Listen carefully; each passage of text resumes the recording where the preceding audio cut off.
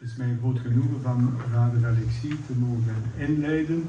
Vader Alexis is van de derde generatie van de Russische migratie die begonnen is in de jaren 22, dus een kleine 100 jaar geleden. Zijn vader is geboren in Parijs.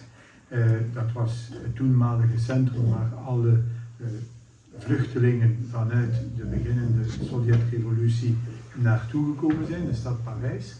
En zijn vader, samen met enkele anderen, met Lezing onder andere, zijn de eerste die ook de orthodoxe Byzantijnse liturgie in het Frans hebben gecelebreerd. Ça commence mal.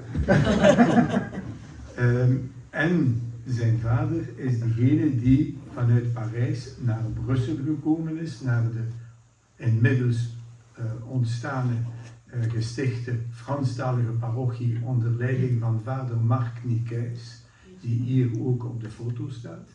En het was de periode dat vader Ignace en Matuszka Mita met de kinderen elke zondag van Eeklo naar Brussel gingen voor een orthodoxe liturgie te hebben, zijnde dan in het Frans, maar vader Marc sprak ook Nederlands. En zijn vader kwam daar de eerste liturgieën celebreren. En vanuit Brussel is er dus een overtocht gekomen naar hier met de wijding van vader Ignace als eerste Nederlandstalige parochie in het Vlaamse land. Ik heb vorige week zondag na de liturgie jullie al uiteengezet waarover dat het hier zal gaan. Het fundament van de Nederlandstalige parochies is te vinden in Parijs, in de groep theologen, bisschoppen, priesters die vanuit het Rusland van de jaren 22 naar Parijs gekomen zijn, omdat die Russisch-talige of die Russische migratie zich onmiddellijk heeft ingeburgerd in het leven, het Franse leven en in Parijs, en dus zich omgevormd heeft, omgeschoold heeft in het Frans. En door het feit dat de orthodoxie in het Frans toegankelijk was, werd zij toegankelijk voor vele westerse mensen die in die tijd veel meer dan vandaag als tweede taal zeer goed Frans kenden. Als je hogere studies wou doen in die tijd, moest je Frans kennen. Enzovoort, enzovoort. En vandaar dat dus eigenlijk de theologie die ze hebben meegebracht vanuit Rusland naar Parijs en door Parijs naar hier, is voor ons referentiekader en onze voedingsbodem van ons theologisch verhaal. Liturgie, ascetische theologie, iconografie, spiritualiteit en theologie. En het is over dit getuigenis, of over dit fenomeen, dat vader Alexis ons gaat onderhouden. Hij vraagt om hem te verontschuldigen voor zijn Engels. Dat is uiteraard niet zijn moedertaal. Nadien zullen er mogelijkheid zijn om vragen te stellen in het Nederlands die ik zal vertalen in het Frans. En hij zal antwoorden in het Frans, de vragen, en ik zal ze dan vertalen naar het Nederlands. Ik wil u ook vragen om niet te vergeten van uw gsm uit te schakelen. Pastor Dominic asked me to try to speak English, and I will try. For the beginning, I would like to thank Father Barnabas and Father Dominic for their invitation. I would like also to express my emotion at being with you this evening and on Sunday for the Eucharistic liturgy. It is a double emotion. First of all, the first is the bond we had and still have with the founder of this parish, Father Ignace Bigstadt, of blessed memory. He was one of those who contribute to the growth of a living orthodoxy rooted in tradition in Western Europe. He was a father, he was a brother, he was a friend, an example for all of us. And the second emotion, Father Dominic spoke about that, is linked to my father, Father Peter Struve, who, if I am not mistaken, contribute to the creation of this community through Brussels. community. And I think that he gave the first talk here in 1968, some months before his death. The Metropolitan Athenagoras sent me and record of his conference. Let us now turn to our subject, the relevance of the parish school today. The initially proposed topic was the philosopher's ships. You know, the ships used by the Soviet authority in 1922 to expel from Russia hundreds of intellectuals, scientists, writers, philosophers, and theologians. Among them were Nicolas Berdyaev, Sergei Bulgakov, Simon Frank, Ivan Ilyin, Vladimir Losky, and so, a lot of famous persons. Since this topic is very broad, I suggest to focus instead on what is known as the Paris School and to ask why the heritage of the school still matters today. One of the main centers of this movement, the Paris School, was the St. Sergius Orthodoxe Theological Institute in Paris. It should be noted that this year the institute is celebrating its centenary, and a theological symposium is being held in Paris this very weekend. Very interesting symposium. Founded in the tragic context of Russian immigration after 1917, St. Serge quickly became a major center of theological reflection instead of looking back nostalgically or an idealized past. It tried to unite fidelity to the fathers of the Church with a critical dialogue with Western modernity. But, and it is important, reducing the Paris School to St. Sergius will be too simplistic. I am responding here to the text proposed on the conference poster and the photo of the conference poster. Some theologians worked in other institutions. For example, Vladimir Losky never taught at St. Sergius, but at the Saint-Denis Institute. Elisabeth Bersigel did not teach there either. And I would like to add that the word school itself is debatable. Several schools of thought coexisted, often in debate. Finally, unless I am mistaken, Archbishop George Tarasov, his photo is on the top of the poster, and he played a very important role in the foundation of all these communities, and this one. Archbishop George Tarasov, of blessed memory, never studied or taught at St. Sergius. But, and it is important too, as bishop, he was both the pastoral fruit and the continuator of the Parisian school spirit. And the Paris School, it's not only theology, it's also a spirit, and especially a pastoral spirit. I have two parts in my little talk, short talk. The first part is lasting intellectual and spiritual heritage, and second one, the relevance of this heritage today. A lasting intellectual and spiritual heritage. The Paris School played a key role in the renewal of Orthodox theology, breaking away from the rigid scholasticism and emotional pietism of the 19th centuries. Its dynamism can be seen in three main directions. First is the living return to the fathers of the Church. Second one, Eucharistic theology and the ecclesiology of communion, and third one, openness to dialogue and Western culture. A living return to the father of the church. Under the influence of Father George Flarovsky and Vladimir Glosky, the Paris school promoted a living theology directly inspired by the church fathers. Flarovsky called for a return to the sources, entre guillemets, not to repeat the past, but to rediscover the spirit of the fathers and apply it creatively to the future.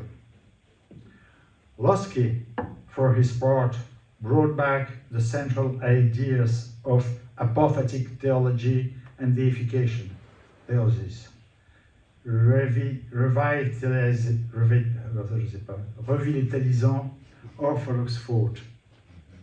Revitalization. Thank you, Orthodoxe thought. It's terrible. Good evening, Father Bernard. I don't know if you know him as Pantelis Kalaididis, noted in St. Vladimir's Theological Quarterly in 2010. The danger, I quote, the danger was sometimes to turn this return to the Father into a conservative retreat. But Flarovsky constantly reminded that it should be a creative return, not a rigid imitation. And we can understand Professor Kalaididis' fears when we see how the fathers are being exploited today by fundamentalist theological movements that take a literal and reductive view of the Father.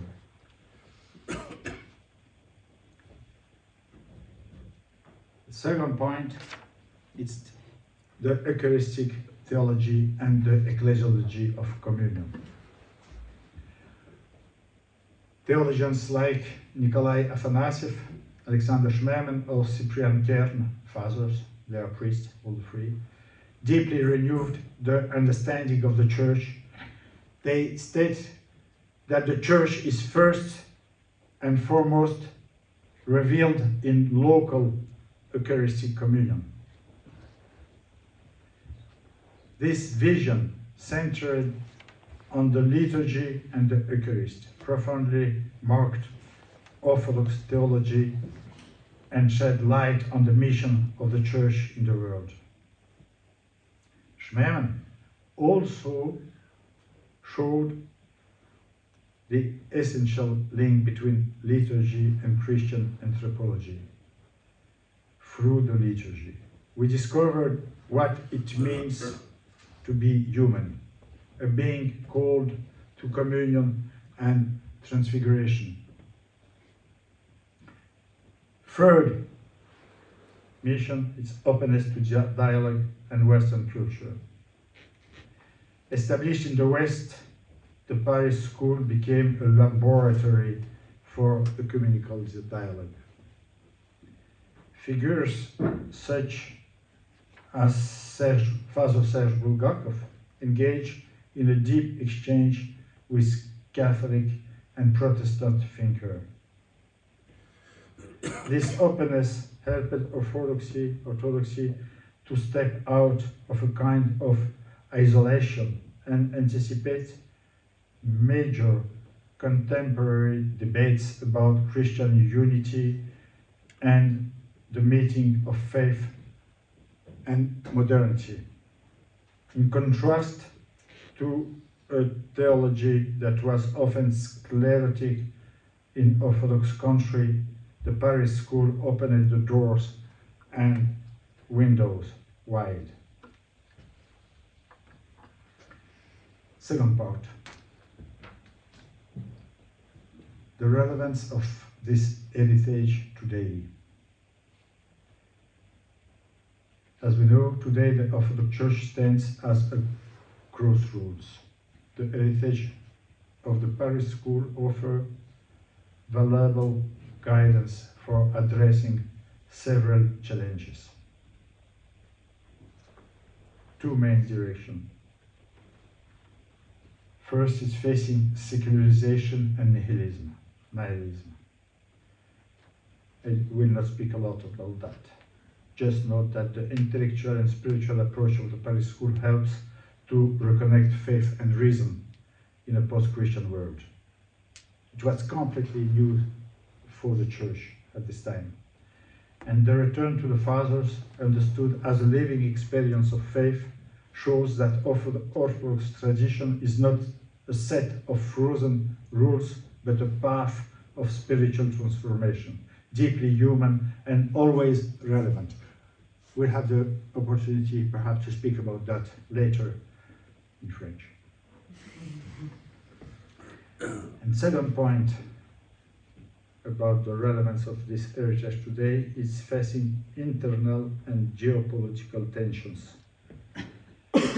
In many churches, we see the rise of fundamentalism and religious nationalism. Attempts to preserve a religious identity perceived as threatened by contemporary social changes. These movements rely on literal readings of the scriptures, a search for doctrinal purity, and a strong opposition to secular society. They lead to self-isolation, refusal of a dialogue, and the exploitation of church tradition for political purposes. We observe a kind of ethno-religiosity that fuels nationalism and subordinates ecclesial authorities to political powers. This can compromise the Church's ability to witness to the universality of the gospel and to participate in a dynamic of communion. The divisions within the Orthodox world today are intense. I won't dwell on it. We know them too well. These divisions are not based on theological or dogmatic disagreements. They are primarily the result of power struggles, financial interests, nationalist rivalries, and political manipulation. No one can take the Eucharist hostage, as sometimes happens today. Here, the teaching of Father Afanasieff and the Eucharistic ecclesiology of the Paris School remind us that the unity of the Church comes from Eucharistic communion, not from power struggles, not from territorial claims or nationalism. Allow me to digress for a moment and say a few words about this Eucharistic ecclesiology of Father Nikolai Afanasieff. I think that we must promote today this theology. It is an urgence. An urgency. Thank you, Father Dominic. It's the same. Is the same. In Afanasieff's time, Orthodox theology, influenced by imperial and synodal models, tended to emphasize jurisdictions, territories, hierarchy, administrative structures. Afanasieff criticized this drift. For him, reducing the Church to geography or legal power meant missing the point. I quote Afanasieff: "Territory does not found the Church, only the body and blood of Christ found it." His thinking is not against the institution. It's not the problem. But to refocus it on the Eucharist. If each local church is fully the church, how then can we conceive of unity? And Athanasius answered very clearly. Unity comes from communion, not from domination. And what connects the churches to each other is not a pyramidal structure, not administrative power, but, and we know that, the same faith, the same liturgy, the same Eucharist, and a mutual recognition between them. And I add, personally, accept the diversity in the church, cultural diversity in the church. It's very important. Thus, no center has more church than the others. His theology makes it very difficult to justify the political use of the Eucharist, breaks in communion for administrative or territorial reasons, claims of power over diaspora. On the contrary, it reminds us that the Church is communion, not empire. The Eucharist cannot be instrumentalized. Ecclesial nationalism is incompatible with the nature of the Church. This is why, for all this reason, this is why Athanasius' ecclesiology is so relevant today. In conclusion, we can speak about a creative faithfulness for the future. Paris today no longer has the same influence, but its spirit remains alive. We can speak of a global influence. His insights are disseminated through numerous publications and translations in many places of study and place of reflection, in a lot of parishes, in all the churches. We can find different islands of this spirit of freedom in the church. On every continent, there are centers that continue this reflection in a spirit of creative fidelity, rooted in tradition and open to modernity, in the United States, in Greece, in Romania, etc. In a world marked by social, economic, and ecological crisis, the school's legacy urges us to move beyond purely speculative theology. It calls us to an incarnate theology that connects spiritual depth with concrete engagement and to translate theosis into social ethics. The Paris School of Orthodox Theology was not only an intellectual refuge for Russian immigrants, not at all. It was a spiritual and theological matrix that shaped an open vision of Orthodoxy. Its role is not limited to theological reflection. Its influence also extends to pastoral practices. Myself, I do not consider as a theologian. I have a degree in economics. But I was fortunate to grow up in an environment and with people who were involved in this school. It had a strong influence on pastoral care, on the understanding of the place of each baptized person in the church, on the role of the laity with the notion of the royal priesthood. This Paris school was a spiritual laboratory that shaped an open, rooted, and theological vision of Orthodoxy. Its contribution remains vital for considering the Church's mission in a rapidly changing world.